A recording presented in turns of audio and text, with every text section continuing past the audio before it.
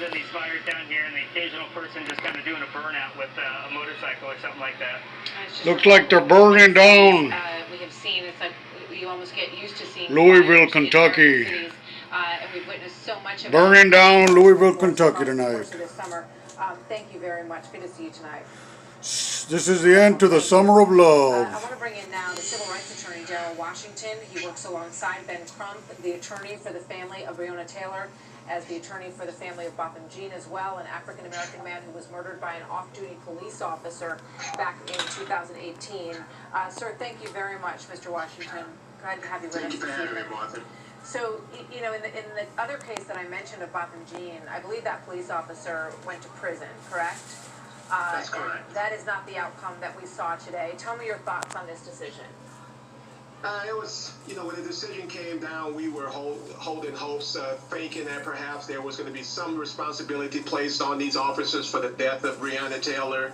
But when we heard the decision being read out to the public, it was disappointing because what we wasn't a no-knock warrant, no one's going to be held responsible for the death of that Breanna changes the Taylor. whole I think thing. that's why we've seen the public outcry in Louisville, and that's why I think we've been hearing the disappointments being raised by people throughout this country. Well, you've been feeding them lies. There are two aspects to this case, in a way, that I have heard discussed today. One is what happened before the police officers even showed up at Breanna Taylor's apartment, and why they were there, and the warrant, and you know, whether it was no knock or knock and announce. Then you have what happened after they burst down that door to her apartment.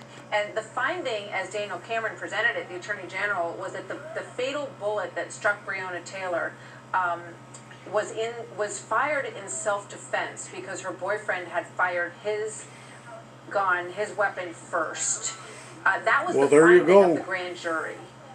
What do you say to that? I mean, a grand jury evaluated all this evidence, and that's what they found.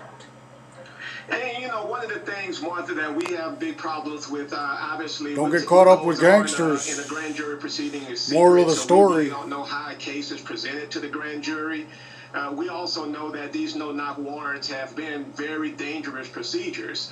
There is a lot of controversy because we know that's fake in one news. instance, we're hearing that it was being executed as a no-knock warrant Because it came out that they did knock. For instance, we're hearing that it was being executed as a knock and announce.